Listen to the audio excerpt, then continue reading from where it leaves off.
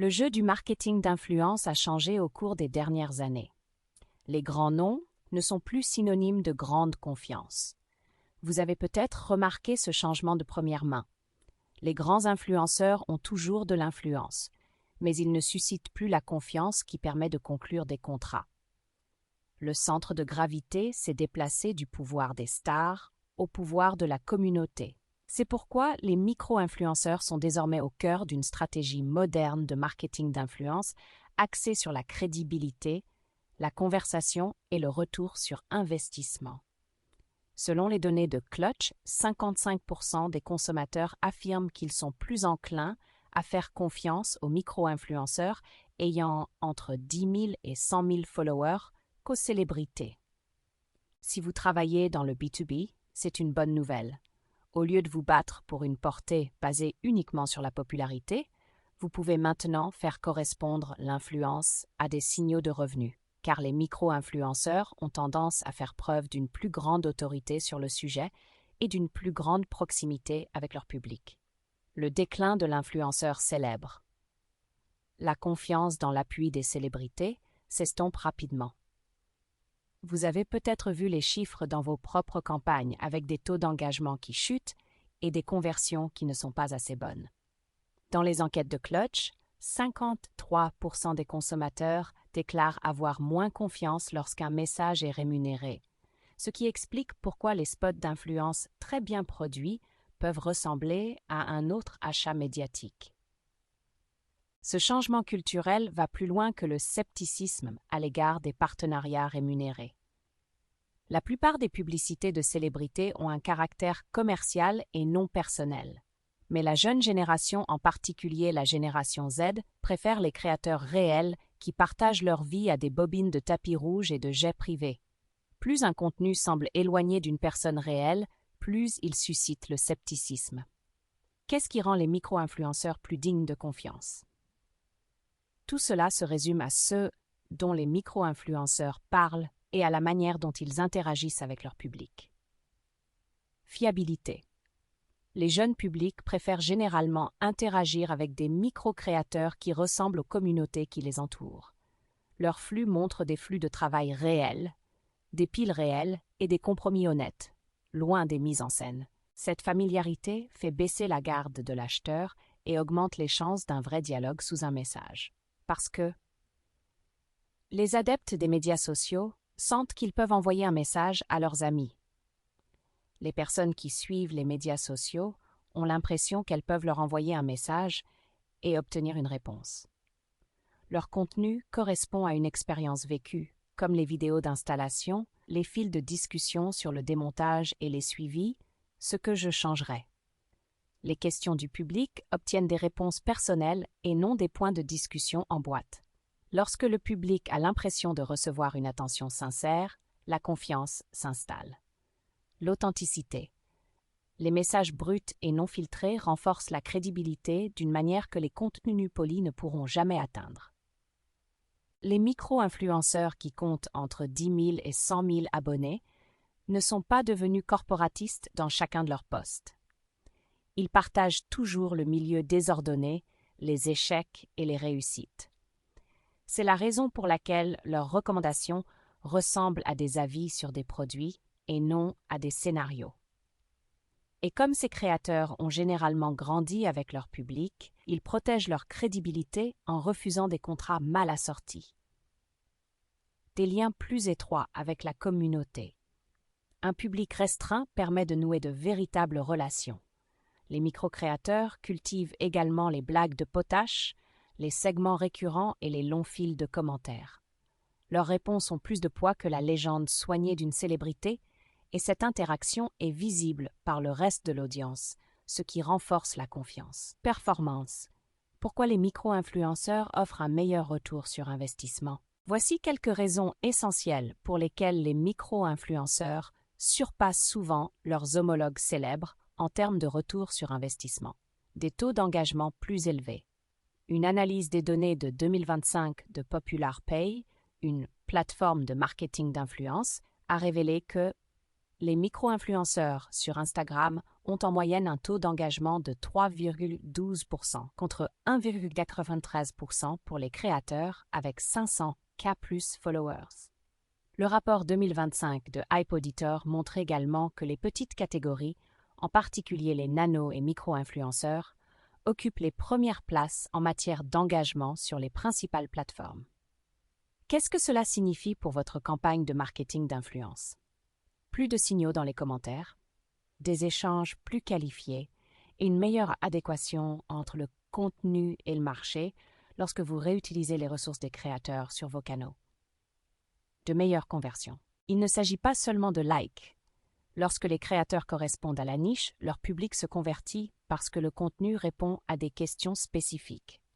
Un exemple bien documenté du côté B2C est celui de Daniel Wellington, une entreprise qui s'est développée en distribuant son budget à des milliers de petits créateurs en semant des produits et en utilisant des codes de suivi. Le volume et la pertinence de son cahier des charges ont eu plus d'importance que les apparitions de stars. Des partenariats rentables. Il est vrai qu'en matière de marketing d'influence, les tarifs varient en fonction de la notoriété. Dans ce contexte, les micro-contrats représentent généralement un budget que vous pouvez répartir sur un portefeuille de créateurs plutôt que sur une seule mise. Plus important encore, comme ces créateurs maintiennent un fort engagement avec leur public, les CPM et les CPA restent rationnels. Cela vous permet d'augmenter progressivement les dépenses en fonction des performances et de réinvestir là où l'audience réagit réellement. Visibilité à long terme. Les tutoriels des micro-créateurs, les fils de démontage et les démonstrations continuent de faire l'objet de recherches et de découvertes sociales au fil des semaines et des mois, en particulier sur YouTube, parce qu'ils répondent à des questions précises. Cette longue traîne constitue une bibliothèque d'actifs que vous pouvez citer dans les ventes et l'onboarding. Comment trouver et sélectionner les bons micro-influenceurs? Voici quelques tactiques pratiques pour trouver la collaboration qui vous convient. Définissez d'abord votre public, verrouillez votre segmentation et les détails de votre comité d'achat avant de vous lancer dans la prospection. Il peut s'agir de rôles. Par exemple, leaders RevOps versus stratèges de contenu, d'affinités avec la pile technologique, d'outils adjacents et de communautés où ces personas se retrouvent déjà. Chaîne YouTube, subreddit, bulletin d'information sectoriel, GitHub, groupe LinkedIn. Ensuite, construisez un graphique thématique. Dressez une liste de 5 à 7 cas d'utilisation fondamentaux que vous souhaitez que les créateurs couvrent, tels que des repères, des apps de migration et des démonstrations d'intégration, et classez-les en fonction de l'impact sur le pipeline. Les créateurs disposent ainsi d'un bac à sable qui reste naturel pour leur public. Recherchez au-delà de l'évidence. Ne vous arrêtez pas à Instagram et TikTok. Pour le B2B, regardez YouTube, tutoriel, comparaison d'outils, flux de travail au jour le jour. LinkedIn, créateur de niche qui alimente régulièrement les discussions entre vos acheteurs. GitHub Dev YouTube pour les produits techniques, où les étoiles, les forks et le temps de visionnage peuvent être des indicateurs d'intérêt. N'oubliez pas de vérifier l'absence de faux signaux. Recherchez également les programmes menés par la communauté dans votre catégorie afin d'identifier les personnes qui influencent déjà les acheteurs. Par exemple, le programme d'ambassadeur de Notion s'est développé à partir de sa base de super-utilisateurs et a donné la priorité aux créateurs qui utilisaient réellement le produit. Vérifiez l'authenticité et l'alignement.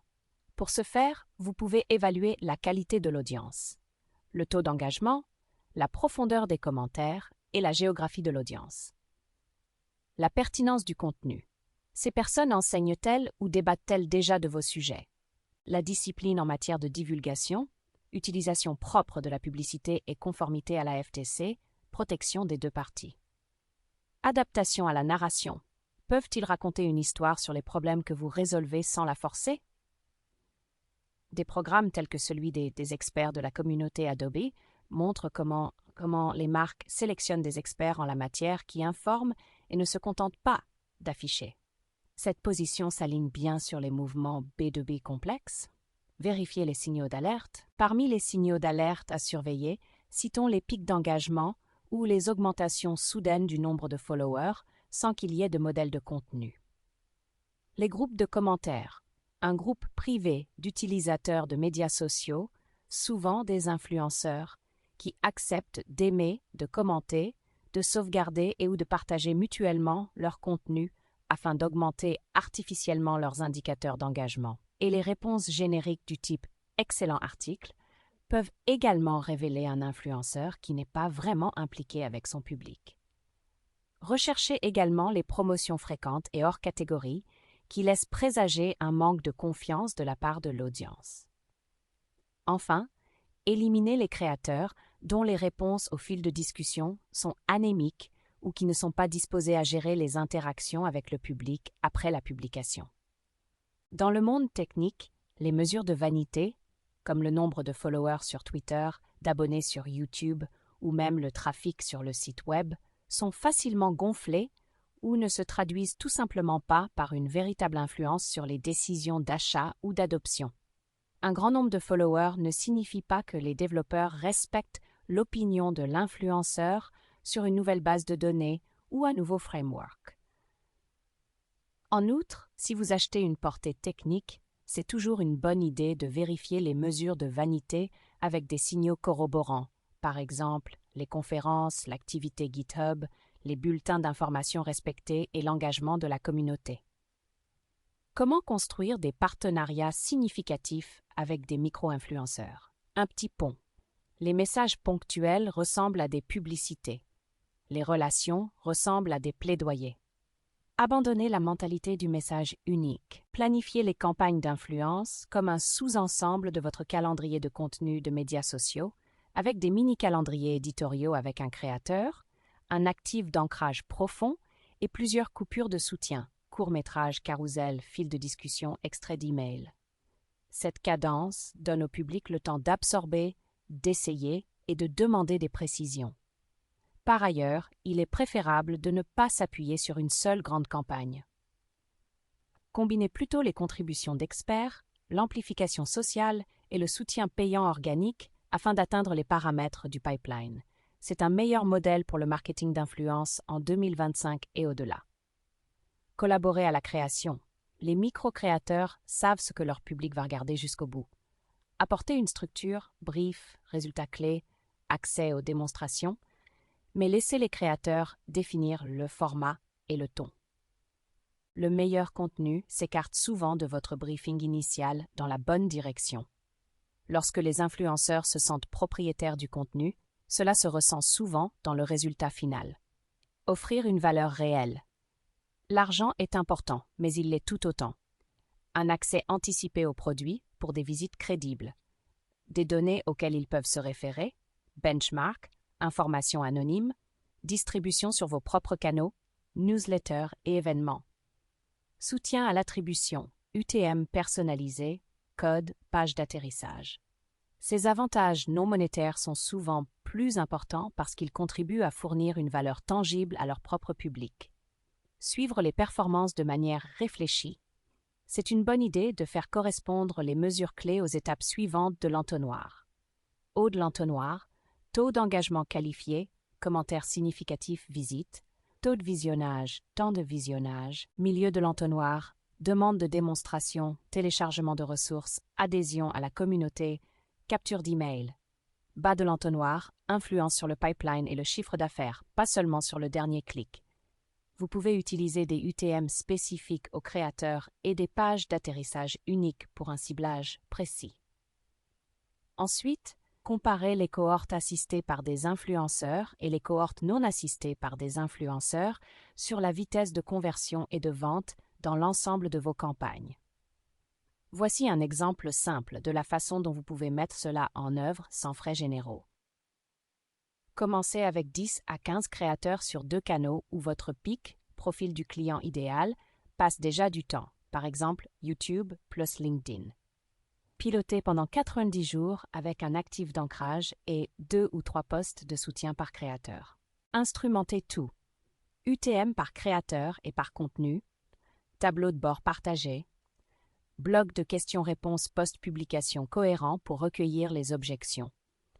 Faites la promotion des gagnants en plaçant des publicités payantes derrière les articles des créateurs les plus performants et en les syndiquant à votre bulletin d'information, à votre centre de ressources et à vos documents de vente. Conservez les créateurs les plus compétents sur la base d'accords plurimensuels et faites-les participer au retour d'informations sur la feuille de route et aux événements organisés pour les clients. Cette approche systématique permet d'éviter les approximations dans les partenariats avec les influenceurs. Plus important encore, elle crée un processus reproductible qui peut facilement s'adapter à vos objectifs marketing. L'économie de la confiance exige de l'authenticité. Les acheteurs ne veulent pas d'une énième approbation polie, ils veulent des personnes de confiance qui leur expliquent les compromis et restent à leur disposition pour répondre à leurs questions. Les micro-influenceurs offrent cet équilibre entre la portée, l'authenticité et la confiance de la communauté dont votre marque a besoin. Ils ne sont pas seulement des versions réduites des influenceurs célèbres, mais une espèce entièrement différente de partenaires marketing. Les chiffres des études le prouvent déjà. La brillance payante seule érode la confiance, tandis que les créateurs plus petits et plus proches du travail obtiennent de meilleurs résultats en termes d'engagement et d'influence crédible. Il est temps de recadrer le marketing d'influence autour de la communauté. Ce faisant, vous développerez une stratégie qui s'accompagnera d'un meilleur contenu et de meilleures conversions. Les marques qui noueront des relations fructueuses avec les bons créateurs, et pas seulement avec les plus grands, gagneront en 2025 et au-delà. Commencez donc dès maintenant à identifier vos partenaires micro-influenceurs. Vos concurrents le font déjà. Attraction Marketing est prêt à vous aider.